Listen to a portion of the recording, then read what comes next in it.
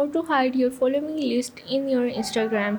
Hey guys, in this quick tutorial I'm going to show you that how you can hide your following list in your Instagram. So the steps are really easy and simple. So now let's get started. So first of all you have to open up your Instagram. So now once you are in here you have to click on your profile icon that is in the bottom right corner, and from here you have to go on the settings and privacy in your account.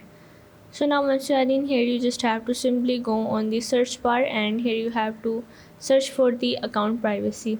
So now once you are in here is the option of the private account. You just have to enable this icon, and from here you have to make your account private to switch to your personal account. In my case my account is switched to my business account, so first of all I have to change it. But you just have to click on this icon and you are able to change your account into your private account, and from there only your approved followers will be able to see your following list, because the Instagram doesn't give you any other option to change your following list, so you don't have any option to hide your following list in your Instagram. So that's how you can hide your following list in your Instagram.